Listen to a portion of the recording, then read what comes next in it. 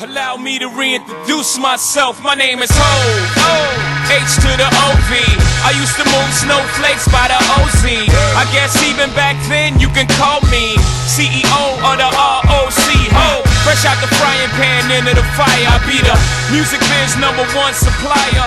Fly it in a piece of paper. Well, that was an interesting Raw, to say the least. Thank God for The Rock, huh? I'm watching this show and I'm feeling like I'm being absolutely tortured. I am destroying Raw on Twitter. And I was getting pretty fucking irritated at the audacity of the WWE to put some of the shit on TV that they were doing tonight. And then out of nowhere, unbeknownst to pretty much anyone, The Rock shows up randomly in the middle of the show on a meaningless Raw, and he confronts Rusev and Lana. I was so happy to see The Rock. It was so nice to be surprised by him. Yes, if anybody's asking, don't think that he's back or anything like that. He was in the New York area. He stopped by Raw. There were a few news stories that broke earlier in the day that said he was in the area, but I didn't think anything of them because even though The Rock was there, I don't know why he would even want to come to Raw or need to come to Raw. But when he came out there, I was just so happy because at least Raw was not going to be a total loss, and at least something happened on the show that I didn't see coming at all. And to be honest with you, these are my favorite kind of Rock appearances since he's been retired or semi-retired since 2003.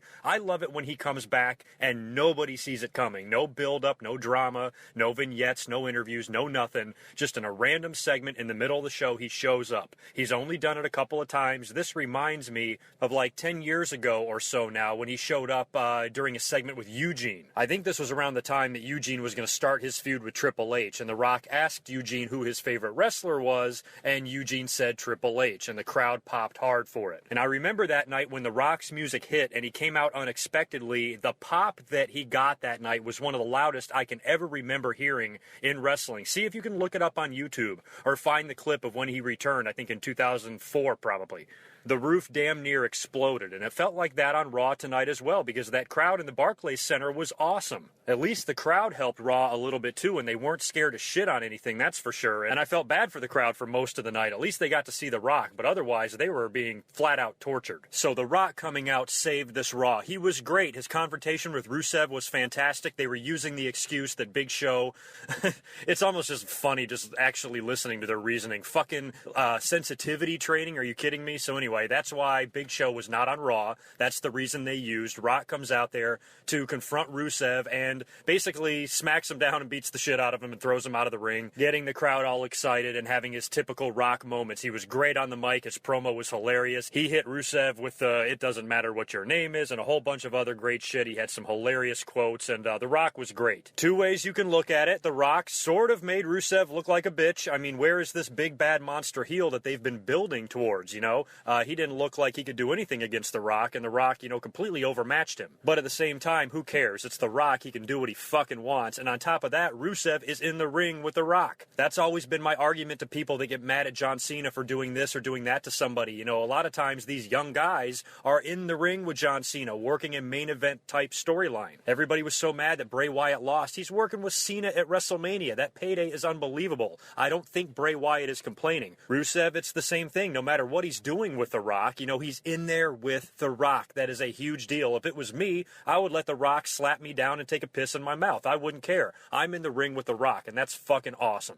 And seeing him get physical was great. That was another surprise. I didn't see that coming either. You know, if Rock is going to do an appearance like this on the spur of the moment, right in the middle of him probably filming some movie or something, he's just going to come out there and do a promo, you know, and give the crowd a thrill and go on his way. But no, he gets physical, and he kicks the shit out of Rusev. It was awesome to see The Rock throw some punches out there. I have a feeling, a very strong feeling, that WrestleMania 31 next year is going to be great. If we can get through this shitty downtime, throwaway part of the year and get to the big business Royal Rumble, and after that, it's going to be great. We could have The Rock back. We could have Austin back. We could have Sting in the ring. There's going to be a lot of great shit happening next year. So I think as much as we're complaining right now, I think it's going to be, you know, I think things are really going to look up as time goes by, because right now the WWE, they're just flat. There's nothing going on. These Raws are terrible. Every single show, I can't tell the difference between any of the last 4 Raws that they have had. To me, they're all the same, with the same shit, with the same guys in the main event tag team match. They're taking Orton and Kane and Rollins and Ambrose and Cena and shuffling them around and putting them in different variations of tag team matches in the main events of Raw and SmackDown every fucking week. It is getting old, and this was a Raw that I could have easily skipped, but I'm glad I didn't, because just to see The Rock's face, made it worth it for me. But let's talk about some of the other shit. The main event was, of course, John Cena and Dean Ambrose taking on Kane, Randy Orton, and Seth Rollins in a 2-on-3 handicap match. Throughout the course of the show, Ambrose and Cena start jawing with each other on the mic. Dean Ambrose is a little bit upset that John Cena is getting in his way of getting his hands on Rollins, and you know what? I actually have to agree, because you guys know that I defend Cena, but this is one of the things that I can understand why Cena haters get irritated. Because if you ask me, why can't the WWE just give John Cena somebody else to work with? Why do they have to interject him in the middle of a feud that otherwise would probably be very, very good? Dean Ambrose and Seth Rollins have a history in the Shield. The way that group broke up and the bad blood between Dean Ambrose and Seth Rollins should be the only thing going on. John Cena really has no place in this feud at all. Now, on one hand, that's not completely John Cena or the WWE's fault, because Dean Ambrose had to take time off to do that movie. But now that he's back, why can't they just get John Cena out of there? They finally gave us a match tonight for Hell in the Cell. What is that match? John Cena versus Dean Ambrose, and the winner gets Seth Rollins in the Hell in the Cell at the pay-per-view. So one of those guys is going to have to work twice. But to me, that's completely pointless. Just put Rollins and Ambrose together in the cell. That's what it needs to be. John Cena could have a whole separate other program with somebody else. Why are they putting him in the middle of Dean Ambrose and Seth Rollins? Because I think it's kind of hurting it. And it could wind up ruining it in the long run. So I'm just kind of worried of the direction. And, it's one of those things where I will agree with the Cena haters. If you guys are upset that John Cena is in the middle of this feud, you have every right to be, because I don't like it either. Now, as far as Ambrose and Cena's tag match on Raw went, Ambrose and Cena start getting into an argument in the ring, and Ambrose says, you know what? Fuck you, John Cena. I'm out of here. I'm going to go over to Coney Island and eat hot dogs and ride goddamn roller coasters and shit like that. And he's going to leave. He throws the mic down and walks out. So the WWE tries to sell this all the way, even showing footage of Dean Ambrose getting on the train and leaving, not like they can't film that shit earlier in the day. So they're trying to really make you believe that now it's going to be a 3-on-1 handicap match against John Cena. And hell, why didn't The Rock stick around and be Cena's tag team partner? That would have been pretty cool. A surprise random Rock match on Raw. He wouldn't have had to do any work at all. It could have been easy, it could have been protected, and he could have just done a few of his moves and a people's elbow, and everybody would have been happy. But anyway, you can't do a match like that without advertising it. But seriously, did anybody think that was going to be the last we saw of Dean Ambrose? Of course not. Of course he was going to come back in the main event at some point, whether he joined John Cena or not. And of course, John Cena just has the 3-on-1 match. It ends in a disqualification. John Cena, I think, actually wins the match via DQ. And then, of course, when the Authority is about to kill John Cena, out comes Dean Ambrose, complete with hot dog cart. Apparently, he commandeered a hot dog cart, rolled that shit right into the Barclays Arena, right down to the ring, and beat the shit out of the Authority with hot dogs, mustard, and ketchup. But it was really just a messy, sloppy brawl. Dean Ambrose being awesome, of course, and throwing everything at these guys. And he's a shining light, in this pile of shit that we call Raw right now. It's so nice to have somebody like Dean Ambrose who's new, he's fresh, he's great, he's working with top guys, working in top storylines, he's over, great on the mic, very eccentric, very strange. I see a lot of different wrestlers' personalities in this guy's character, and I think it's just what we need right now. And during this downtime, when you got Brock sitting on his ass at home, and you got a lot of other guys that are injured, this is Dean Ambrose's time to step up and take control and take the reins. They've been featuring him very heavily. Even though these Raws have sucked, we at least have to be happy that Dean Ambrose is getting some major TV time and some major storylines here, and some of the things he's been doing has been highly entertaining. He's been great on all of these terrible Raws that we've been complaining about in the last few weeks. It's just the writing and the execution and all of the other dumb shit that they're doing is ruining the show. But Ambrose, in his role, is doing a good job, and I think all of us agree on that. So we'll have to see if Dean Ambrose can take advantage of this opportunity of a lot more TV time and being so heavily featured because so many guys are on the shelf. This is it. This is Dean Ambrose's chance. And it's Seth Rollins' chance, too, for that matter, because they're featuring him heavily as well. So, it's just that Cena thing. If they could just get him out of there, I would love to see these two guys work one-on-one. I really enjoy the work both of them are doing so far. A few other noteworthy things about Raw. I did enjoy, I think it was the opening match, the 6-man tag match. It was Ziggler and the Usos against Cesaro and Goldust and Stardust. That match I actually thought was really good, and I love the finish, the triple super kick. That was badass. And I also have to acknowledge the cheers that Damien Mizdow got during the Miz's match. Who did the Miz even wrestle? I can't even remember now, but Damien is on the outside of the ring, and the fans are chanting his name throughout the match. Even the commentators are acknowledging it, saying, oh, that's got to get under the Miz's skin. So this could go a million different ways. I love the work that Damien Sandow is doing right now. At least the stunt double gimmick he's doing with the Miz is funny. He's pretty entertaining in his role, and I know there's a big Damien Sandow, debate out there. Is what the WWE doing to him considered burying? Are they ending this guy's career? Are they squashing him? Are they going to release him in 2 months? Or, is this guy featured every single week on Raw in a solid spot? Some people say that the WWE is treating Damien Sandow like shit, and some people say that Damien Sandow is on Raw every week, so what's the problem? That's up for debate, but for right now, this Mizdow character, I think, has accidentally got over. I thought the WWE probably intended this just to be another one of their goofy things they had the Miz do, but the fans are actually digging it a little bit, and I think they're showing their support for Damien Sandow, and the crowd was going nuts for him when he was only on the outside of the ring. So I see the WWE doing one of two things. They're either going to acknowledge that, split these guys up, eventually have Damien Mizdow turn on the Miz, and these guys can have a feud, and Sandow can be the fan favorite, or at this point, since the Miz is probably out of the IC title picture, make them a tag team. You can never have too many tag teams. I just hope that the WWE realizes that the fans like Sandow. And hopefully he one day snaps out of this ridiculousness and becomes another major player on the roster. Also, Mark Henry's downward spiral continues. He lost another match to Bo Dallas. This time it was a countout, and Mark Henry just didn't get back in the fucking ring on time. So Bo Dallas, of course, gets the inspiring victory and runs around all happy, and it leaves Mark Henry there wondering what the fuck just happened. So this is obviously leading to something. Mark Henry is either going to, number one, snap and go back to being that big monster heel that squashes people again. They've tried to push him this way I don't know how many times, or he can join up with that rumored New Nation stable, and I think that would be much better. So WWE, if you still have any plans for that stable at all, let's do it and get Mark Henry involved. Roman Reigns also appeared on Raw via satellite. I joked on Twitter when I saw him. I was like, oh, I wonder if The Rock gave Roman Reigns any pointers on his promo tonight, since The Rock is the master of the via satellite promo, and not 30 minutes later, The Rock fucking shows up. I did the same thing on Facebook. It was so ironic. I was so disgusted with Raw that I put up a post on Facebook, oh, this is the greatest Raw of all time, obviously being sarcastic, and not 5 minutes after posting that, The Rock shows up on Raw and saves the show. So I would like to take all of the credit for The Rock showing up. You're welcome, everyone. But getting back to Reigns, he did the interview via satellite, and you know what? He said nothing. What was the fucking point of it? He didn't give us any information on his return. He didn't, further any storyline. He just fucking talked. He just talked. I mean, to me, it was something they could have done on the WWE Network. The WWE advertised this as a segment of the show that was going to be, meaningful. It was fucking pointless, and they didn't put any thought into it at all. If you want to hype up Roman Reigns' return, just make a fucking vignette, because those monkeys in the truck are really good at making video packages, so just do it that way. Now let's get back to some of the shitty shit on the show. The Today Show bitches, Kathy Lee and whoever the fuck, they came out there with Adam Rose and the Bunny and the Entourage. It is so ridiculous. I know they work with the WWE a lot. They have John Cena, a lot of wrestlers have appeared on the show and all of that, but do any of us even care? I know it's for a good cause. It's all the Susan G. Komen, it's the breast cancer stuff. All of that is fine. I'm not trying to take a shit on charity. It's all fine, but these segments are so atrocious, and the WWE knew it.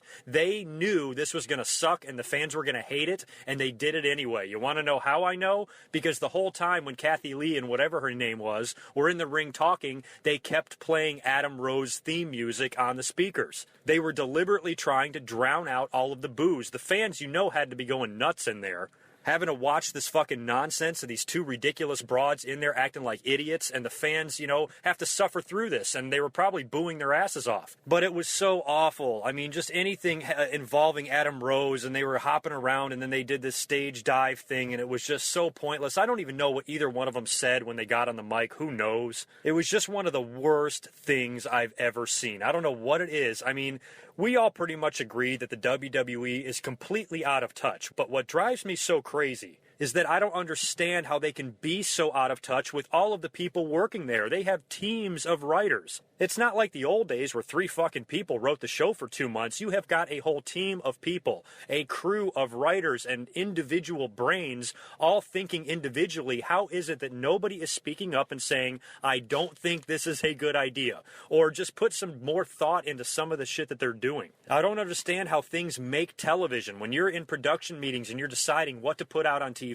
and you start with an idea and then it grows and then it blossoms and then it turns into a segment that you actually put on TV in front of your audience, how does it wind up being something like that? And it gets worse, because later on the Bellas come out there and there's some sort of a match where Brie has got to have an arm tied behind her back, and she still won her match anyway, and then Nikki is up on the stage watching it, so they're just continuing this stupid feud. But I'm thinking to myself, Jesus, you got Brie Bella in the ring with, I think, Summer Rae. If these 2 girls don't suck enough as it is in the ring, you're going to take a limb away from one of them? That will help the quality of the match. Give me a break. So it's just one dumb fucking thing after another that I think should just be completely rethought, some of these ideas. It's very, very frustrating. Now, like I've said in previous commentaries, if the WWE can come through in other storylines, in their main event, their big angles, if they can come up with good, compelling stories for that stuff, I can tolerate some of the dumber shit they do on Raw. But when the whole show sucks, that's when, like I said last week, it becomes a chore to watch Raw. We feel like we have to watch it more than we want to watch it. And that's not a good feeling to have when you got Monday Night Football on the other channel. And you know what? That actually segues into what I wanted to talk about regarding Brock Lesnar. A lot of you asked me my opinion on, his contract status and the fact that he is actually not going to be competing at Hell in the Cell. After Night of Champions, I just thought it was a given. We're going to have another Brock Lesnar versus John Cena match. Oh no, Brock's not going to work the pay-per-view at all. Did you hear me? The WWE champion is not going to work the pay-per-view. You know what that tells me? Is that we're in a completely new era now. And this is something I've already thought about. I think I've even mentioned this in recent commentaries in the last couple of months since the WWE Network started. I mean, basically overnight, pay-per-views went from being $50 to free. That's right, they are free now. So really, what is the incentive on the WWE trying to make each and every one of these shows special? A lot of you guys have been complaining that the sets now at the pay-per-view are just the Raw set with the pay-per-view graphics up on the Titantron. I think that's a direct result of the fact that the pay-per-views are on the network now. These are actually not going to be that big a deal. This can be a good thing or this can be a bad thing. On one hand, you can say to yourself, okay, Brock's not going to be on the show, so this is a chance for Dean Ambrose and Seth Rollins to have their moment. I hope these 2 guys get in the ring together. I hope whatever the fuck happens between Dean Ambrose and John Cena, it puts Dean Ambrose in the ring with Rollins. I don't care how they do it. I don't care if Dean Ambrose doesn't win clean. I don't care. I just want Ambrose and Rollins in the cell. To me, that's what makes the most sense. So if you're going to have these in-between shows where your big-time stars or your champions are not going to be competing, then it's a chance for some of the younger guys to, get noticed. Now, regarding the rumors of how long Brock is going to be off, some of you have said that the rumors are he could not work again until the Royal Rumble. I don't even see how that is possible. I don't see how they can even make that work. They just stripped Daniel Bryan of the title earlier this year because he couldn't defend it in more than 30 days. Now they're going to keep it on Brock for 120 days. It's not going to work like that. He's going to have to come back and work something. And I actually hope that he works Survivor Series. This is the type of thing I'm talking about with the WWE, and these pay-per-views may be taking a different shape. I would love to see the WWE go back to having the big 4, Royal Rumble, Survivor Series, WrestleMania, and SummerSlam. I want to see big matches, big angles, and big time shit happen on these shows. The in-between pay-per-views can be more of your, undercard pay-per-views. Maybe the champion doesn't defend his title on every one of those shows. Maybe they're just featured around the upper mid-card guys, kind of like Hell in the Cell is shaping up to be. So if they did it that way, I would be very much in favor of this new pay-per-view system because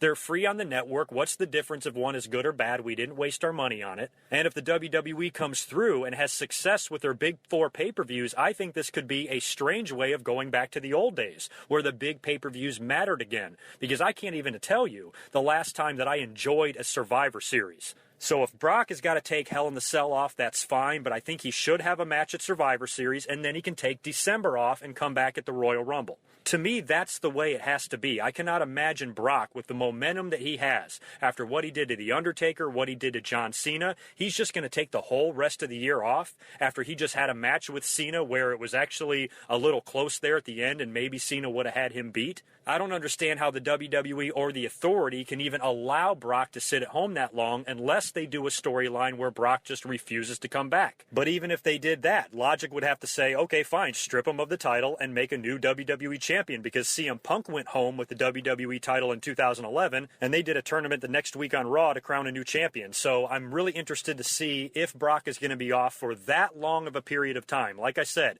I don't think they can get away with having him not appear until the Royal Rumble, but if that is the case, I sure as hell would like to know how they're going to explain that on TV. Brock, you're the WWE champion. Show some fucking initiative here. Show some appreciation to the fans. I don't give a fuck what your contract says. Work a little bit more. The fans love you. Hell, I love you. I goddamn orgasmed when you beat the shit out of John Cena the way you did at SummerSlam. Everyone did. Don't ruin it by sitting at home so long that the fans turn on you. I think Brock needs to be around a little bit more often. So we'll have to wait and see how long Brock is actually going to be out. I assume we'll probably get a little bit better of an idea about that right after Hell in the Cell and they start building for Survivor Series and we see what direction they're going and if there's any indication at all that Brock can return for that pay-per-view. And I hope he does. I mean, what the hell is Paul Heyman going to do? You know, Paul Heyman is one of the bright spots of Raw. I enjoy having him come out there every week representing Brock Lesnar, furthering his storyline. So I hope that, you know, Paul Heyman shows back up soon doing something, you know, regarding Brock Lesnar. But as far as how I feel about it, do I think it's right? You know, it's I'm going to defend it. You know, I'm not happy that Brock Lesnar is sitting on his ass at home. I wish he was around a lot more. And if he is going to be off until the Royal Rumble, that definitely will not please me. But at the same time, I understand that it's about money. Brock is a huge draw. The year he's had, the WWE is building him up,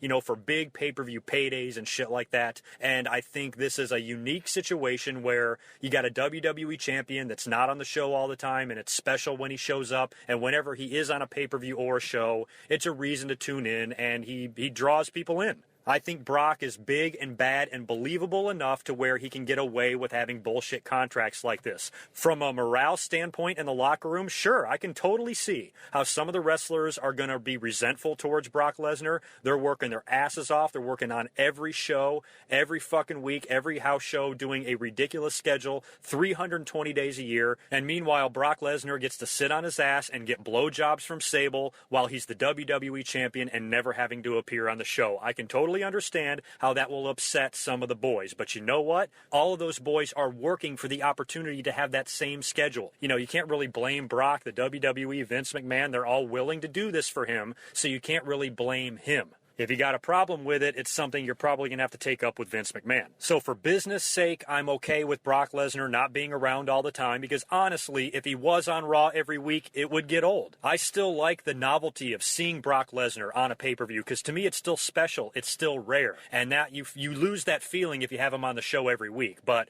taking time off all the way up until the Royal Rumble is way too long. If Brock's going to be champ, at the very least, he needs to do every other pay-per-view. And if he does that, he will only work the big pay-per-views because it'll be Survivor Series, Royal Rumble, and WrestleMania. So Brock, if you ask me, you at least owe us that. Couple of other little tidbits before I get out of here. Edge also appeared on Monday Night Raw, but he appeared in the truck. He showed up on Raw, but him and Christian did the promo in the back. They were taping a episode for the WWE Network. They're celebrating SmackDown's 15th anniversary this week. I think they have some big show planned for Friday. And Edge and Christian hosted a show exclusive to the WWE Network. I'll probably check it out after I'm done doing this commentary. Other than that, just a few programming notes. October's going to be a good month for the GoodMicWork channel. This coming Saturday, I plan to release a brand new DVD review, and you are going to love this one. And also, before the month is over, I will have my first edition of my mailbag segment up. I think I've pretty much already singled out the questions I'm most likely going to answer. Thank you for the great feedback on that. You know, the email address I put up in that video, I can't believe how many, questions I got just in the first day. Also, that email is in the description below. If you want to send me a question for my future mailbag segments, they go to that email and that email only. So check the description if you want to send me a question. Don't forget, this Saturday, my brand new DVD review will be released, and there will be some stuff being posted on my second channel this month as well. I've been working on a few things to put up there. I just recently passed 2,000 subscribers, which is not that many, but for a backup channel, for a second channel that I just just screw around with, I thought was pretty cool. So I thought I would make use of it and try to put some more things up there, some exclusive stuff, and just some random shit that I think will really surprise you. So in the next few weeks, eyeball that channel and be sure to subscribe it as well, because I will have more stuff up there very soon. So you guys have a great rest of your week, and I will catch you this weekend for my new DVD review. Until then, peace.